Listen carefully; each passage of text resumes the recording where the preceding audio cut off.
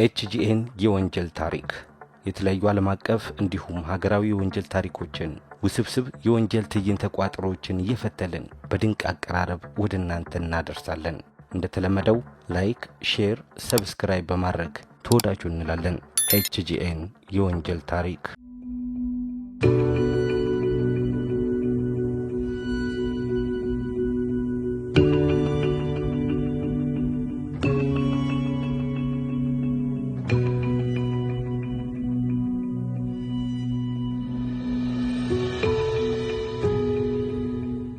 ዓለማችን ገጸ ብዙ ናት።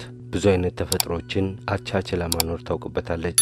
በሚጠቅሟትም በሚጎዷትም ፊት ቸርነቷን ያለ ስስት ትለግሳለች። ከደቂቀ ፍጥረታት እስከ ግዙፍ ፍጥረታት አዎንታዊ አስተሳሰብ ካላቸውና በጎ ተጽዕኗቸው ለሌሎችም ከሚተርፍ ግለሰቦች ጀምሮ በጭካኔያቸው ወደር የማይገኝላቸውና በእኩይ ተግባራቸው እስከሚታወቁ ግለሰቦች ድረስ በታሪክ ማህደሯ ሰድራ ይዛለች። ሀገራት ብሔራዊ ኩራት የሆኑ ዜጎች እንዳላቸው ሁሉ በየዘመኑ ራስ ምታታቸውን ከፍ የሚያደርጉ የአፍረት ካባን የሚደርቡ ብዙዎችን ለጭንቀትና ለፍርሃት የዳረጉ የአደገኛ እጽ አዘዋዋሪዎች፣ አረመኔ ነፍሰ ገዳዮች እንዲሁም አሸባሪዎች በየዘመኑ ተፈጥረዋል። አብዛኞቹ ግን የመጨረሻ ዕጣ ፈንታቸው ተመሳሳይ ነው። አንዱ አዛዥ፣ ሌላው ታዛዥ፣ አንዱ በዝባዥ፣ ሌላው ተበዝባዥ፣ አንዱ ጌታ ሌላው ሎሌ በሆነባት ፍትሃዊ ባልሆነች ዓለም የራሳቸውን ርዕዮት የሚቀርጹ ለዛም የሽብር ድርጊትን እንደ አማራጭ በመከተል ለዓላማቸው ማስፈጸሚያ እንቅስቃሴዎችን በመገደብ ጥያቄዎቻቸውን በኃይል ለማስፈጸም መሞከራቸው የተለመደ ነው። ለዚህም ይቅር ለማይባለው ጭካኔያቸውም የድል ችቦ ለኩሰው ጮቤ ሲረግጡም በሐዘን ተመልክተናል። ሌሎች ደግሞ እነሱ ለህልውናችን ስጋት ናቸው ብለው እስካላጠፏቸውና እሳቢያቸውን እስካላመከኑ ድረስ እንቅልፍ የማይወስዳቸውም ብዙ ናቸው። የዛሬው ባለ ታሪካችን በሴፕቴምበር 11 2001 ዓ.ም በአሜሪካ በደረሰው ጥቃትና ከ3000 በላይ ሞት ምክንያት ለሆነው የሽብር ጥቃት አቀነባባሪና እንደ አውሮፓውያን አቆጣጠር በ2011 ዓመተ ምህረት ቢንላደን በፓኪስታን በአሜሪካ ጦር ከተገደለ በኋላ የአልቃይዳ መሪ ስለነበረው አይመን አልዘዋሪ ነው። አብራችሁን ቆዩ።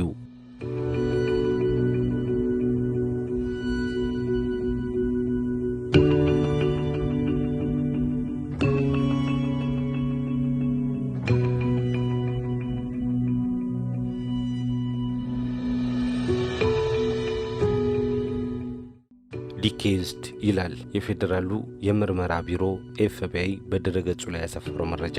በግርድፉ ወደ አማርኛ ስንመልሰው ያበቃለት፣ ያከተመለት፣ የሞተ፣ አፈር የተመለሰበት የሚሉ አንድምታዎች አሉት።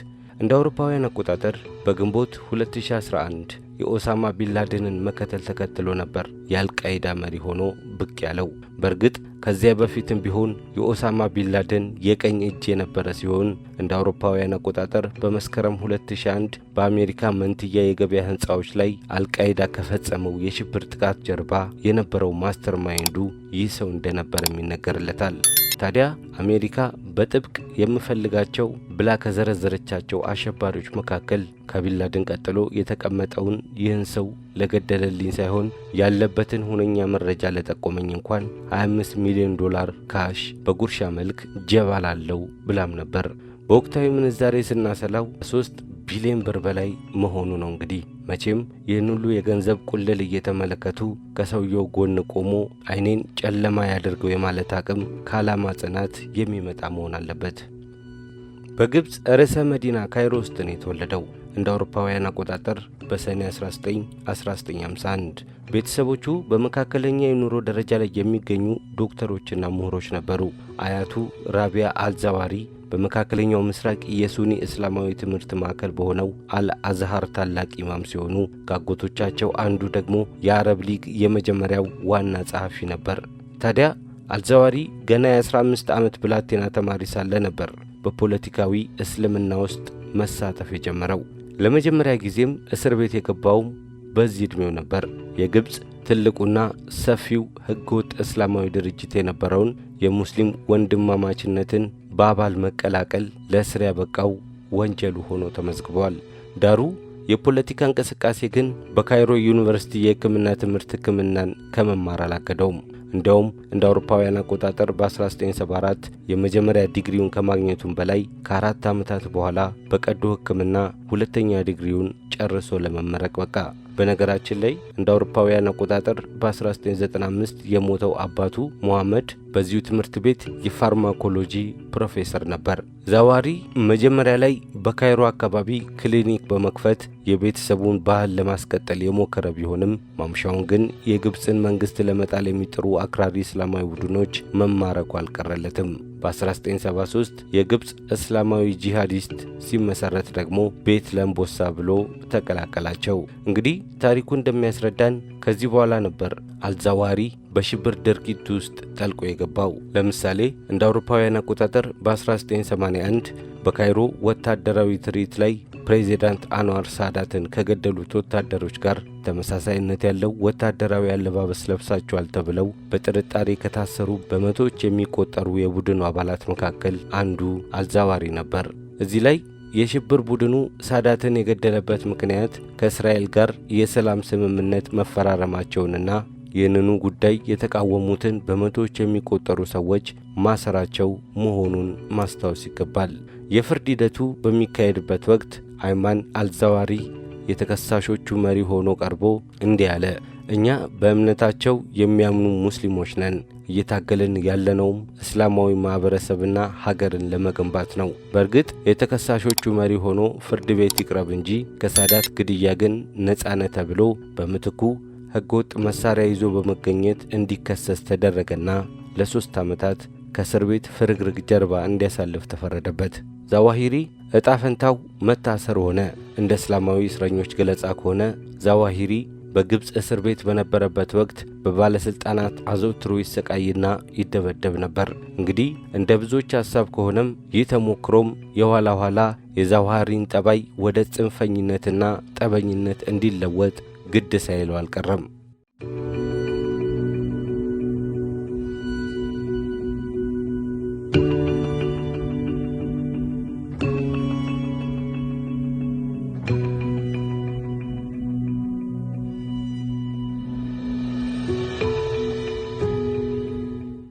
በ1984 ከስር ከተፈታ በኋላ ከግብፅ ምድር ወጥቶ ወደ ሳውዲ አረቢያ ከዛም ወደ ፓኪስታን አመራ። ከዚህ በኋላ ዳግም ወደ ግብፅ አልተመለሰም። በመቀጠልም ወደ አፍጋኒስታን አቅንቶ ፍቃደኛ ሰራዊትን በመመልመልና በማሰልጠን በቀጣይ ከሩሲያ ቀይ ሰራዊት ጋር ለመዋጋት ይዘጋጅ ጀመር። እንደ አውሮፓውያን አቆጣጠር በ1986 የአልቃይዳ መሪ ከሆነው ቢንላደን ጋር በፒሽዋር ተገናኙ። በዚህ ወቅት በፍልስጤም ውስጥ አንጃዎችን መስርቶ በእስራኤል ላይ ጥቃት ለመፈጸም እንቅልፍ ያጣውን በአብዱላሂ አዛም በመማረካቸው በህቡ ለእርሱ ከፍተኛ ድጋፍ ማድረግን ጀመሩ። እንደ አውሮፓውያን አቆጣጠር በ1984 አብዱላሂ አዛም በእስራኤል ላይ ከፍተኛ ጥቃት ለማድረግ ቢፈልግም የአልዛዋሪ ዋነኛ ዓላማ ግን የግብፅ መዲና ካይሮ ነበረች። በእስራኤል የንስር ስለላ ተቋም ሞሳድ ቀድሞውኑ የአብዱላሂ አዛም እቅድና የጥቃት ዓላማ መረጃው ስለነበራቸው እንደ አውሮፓውያን አቆጣጠር በ1989 ጥቃት ከመፈጸሙ በፊት ተገደለ። አሁን አይመን አልዛዋሪ የአልቃይዳው መሪ የኦሳማ ቢንላደን ቀኝ እጅ ሆነ። ከዛም ባሻገር የግል ሐኪሙና ቀንደኛ አማካሪው አለፍ ሲልም ወታደሮችን እየመለመለ እንዲያዘጋጅ እድል ተሰጠው። ይህም ዓለም አቀፋዊ የመሆን ህልሙን ወለል አድርጎ ከፈተለት። እንደ አውሮፓውያን አቆጣጠር በ1992 ዛዋሪ የግብፅ እስላማዊ ጂሃዲስት አንጃንና አልጋማ የተባሉ ቡድኖችን በማዋቀር የግብፅ ባለስልጣናትን በህዝብ ዘንድ ለማሳጣትና ተቀባይነቱን ለመጨመር ተከታታይ ጥቃቶችን ማድረግ ጀመረ። እሱ በመሰረተው የግብፅ እስላማዊ ጂሃዲስት አንጃዎች የወቅቱ የግብፅ ጠቅላይ ሚኒስትር አጢፍ ሳዲቅ ላይ ጥቃት ተሰነዘረ። ምንም እንኳን ጠቅላይ ሚኒስትሩ ቢተርፉም የትምህርት ቤት ተማሪዎች ግን በሽብር ጥቃቱ ተገደሉ። ይህ ሁኔታ ህዝቡ በመንግስት ላይ ከፍተኛ ተቃውሞ እንዲያስነሳም አድርጎታል። ከዚህ በኋላ አይመን አልዛዋሪ ይበልጥ ዓለም አቀፍ ተልእኮዎች ላይ ትኩረት ማድረግ ጀመረ። እንደ አውሮፓውያን አቆጣጠር በጁን 1995 ዓ.ም በኢትዮጵያና በግብጽ መካከል በአባይ ወንዝ ዙሪያ የተፈጠረውን ውጥረት በማስመልከት የግብጹ ፕሬዚዳንት ሆስኒ ሙባረክ ከወቅቱ የኢትዮጵያ ጠቅላይ ሚኒስትር መለስ ዜናዊ ጋር ለመገናኘት በአዲስ አበባ ይፋዊ ጉብኝት በማድረግ ላይ ሳሉ የግድያ ሙከራ ተደረገባቸው። የኢትዮጵያ የደህንነት ኃይሎች ተልእኮ እንዳይሳካ ትልቅ ሚናም ተጫውተዋል። ምናልባትም ተልእኮ ቢሳካ ኖሮ በሁለቱ ሀገራት መካከል ከፍተኛ ግጭት ይቀሰቀስ እንደነበር ብዙዎች ይስማማሉ። በዚህ የግድያ ተልእኮ ውስጥ ፊት አውራሪው አይመን አልዛዋሪ ነበር። በመቀጠልም እንደ አውሮፓውያን አቆጣጠር በ1997 አልዛዋሪ ሌሎች እቅዶችን በማውጣት በሉግዘር አቅራቢያ በ58 ቱሪስቶችና 4 ግብፃውያን ላይ ያነጣጠረ ጥቃትን በመምራት ተወነጀለ። ይህን ጊዜ የግብጽ መንግስት የጥቃቱ መሪ የሆነውን አልዛዋሪን ጨምሮ የግብጽ እስላማዊ ጂሃዲስት አንጃን የበላይ አለቃ የሆነው ወንድሙን መሐመድ ላይ በሌሉበት የሞት ቅጣት ወስኖባቸዋል። ቀደም ብሎም አይመን አልዛዋሪ በዴንማርክ ጥገኛ በነበረበት ወቅት በተለያየ ስምና ፓስፖርት ወደ ተለያዩ የአውሮፓ ሀገራት ይንቀሳቀስና የተለያዩ ፈንዶችን ለማግኘት ይጥር ስለነበር ይህንን በመጠቀም ለጊዜው ቢሆንም ከግብጽ ባለስልጣናት ትኩረት ገለል ብሎም ነበር። እንዲያውም የአሜሪካ ግሪን ካርድ ሁሉ ባለቤት ነበርም ይባላል። በኋላም ቢንላደን የአልቃይዳ የሽብር ቡድን ዋና መቀመጫን ወደ ሱዳን ባዘዋወረበት ወቅት አልዛዋሪም ከቢንላደን ጋር ተከትሎት ወደ ሱዳን በመሄድ ከሱዳን የፖለቲካ ምሁራን ጋር ትስስር በመፍጠር በግብጽ ላይ የሽብር ድርጊቱን ለማፋፋም አልቃይዳ የተሰኘውን አንጃ በትጥቅና በስንቅ ወደ ማጠናከሩ ገባ። በዚህ ወቅት የግብጽ የስለላ መረብ ወደ ሱዳን ዘልቆ በመግባት ተደጋጋሚ ጥቃቶችን ከማድረሱም በተጨማሪ የዋሽንግተን ጣልቃ ገብነት ታክሎበት የአልቃይዳ የሽብር ክንፍ በሱዳን ውስጥ ያለው ይዞታን ነቅሎ እንዲወጣ አስገድዶታል። እንደ አውሮፓውያን አቆጣጠር በ1996 የሩሲያ አካል ከሆነችው ቼቼንያ ታጣቂ ኃይሎች ጋር ግንኙነት ለመፍጠር በሕገወጥ መንገድ ለመግባት ቢሞክርም በቅርብ ክትትል ሲያደርጉበት የነበሩ የሩሲያ ባለስልጣናት በቁጥጥር ስር አውለውት 6 ወራትን በዘብጥያ እንዲያሳልፍ ሆነ። የ6 ወራት የእስር ጊዜውን አጠናቆ እንደጨረሰ ወደ አፍጋኒስታን አቀና። ይህኔ ዛዋሪ ኦሳማ ቢንላደን ይገኝበታል ወደ ተባለችው ጁባላንድ ወደምትባለዋ የአፍጋኒስታን ከተማ ተጓዘ። ከዓመታት በኋላም የግብጽ እስላማዊ ጂሃድ ቡድን የቢንላደንን አልቃይዳን ጨምሮ ከሌሎች 5 የእስላማዊ ታጣቂ ቡድኖች ጋር በአይሁዶችና በመስቀል ጦረኞች ላይ ጂሃድን ለማወጅ የሚያስችላቸውን የዓለም እስላማዊ ግንባር ለጂሃድን መሰረቱ። የግንባሩ የመጀመሪያ አዋጅ የአሜሪካ ሲቪሎችን መግደል የሚፈቅደውን ሃይማኖታዊ ድንጋጌን ያካትታል። እንግዲህ ይህ ከሆነ ከ6 ወራት በኋላ በአንድ ጊዜ በተፈጸሙ 2 የተለያዩ ጥቃቶች በኬንያና በታንዛኒያ የሚገኙ የአሜሪካ ኤምባሲዎች ወደሙ። 223 ሰዎችም የመሞታቸው ዜና መጣ። ጥቃቱ ከተፈጸመ ከ2 ሳምንታት በኋላ ደግሞ አሜሪካ በአጸፋው አፍጋኒስታን ውስጥ የሚገኙ የመለማመጃ ካምፖችን በቦምብ አጋየቻቸው።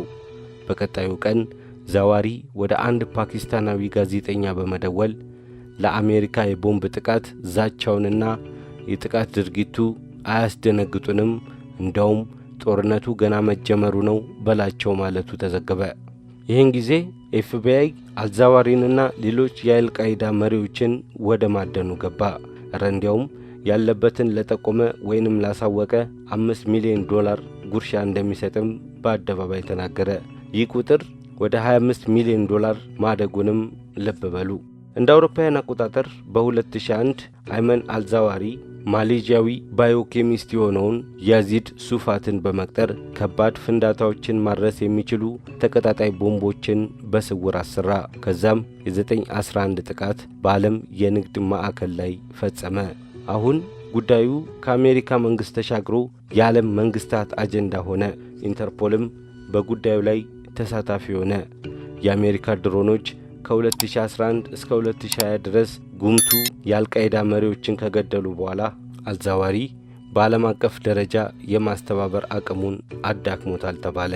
ከቅርብ ዓመታት በፊት የወጡ ዘገባዎች ደግሞ ዛዋሪ አልፎ አልፎ ብቻ መረጃ የሚሰጥ እምብዛም ጉልበት የሌለው ሰው ሆኗል ሁሉ ተብሎ ነበር።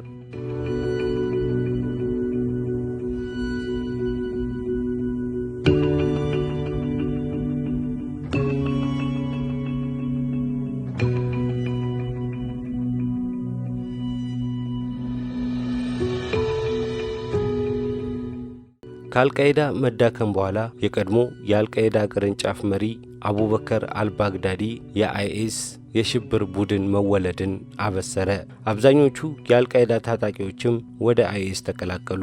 አንዳንዶች ለአይኤስ መፈጠር የአሜሪካ ተጽዕኖ ጉልህ እንደሆነ የሚያምኑ ቢኖሩም ሆኖም ግን አይኤስ የአልቃይዳን መዳከም በመጠቀም ቀጣዩ የዓለም ስጋት ሆኖ ብቅ አለ። አልዛዋሪም የቀድሞ ወኔውና ህልሙ ሁሉ መና ቀረ። መጪው ጊዜንም ራሱንና ቤተሰቡን ሸሽጎ ኖረ።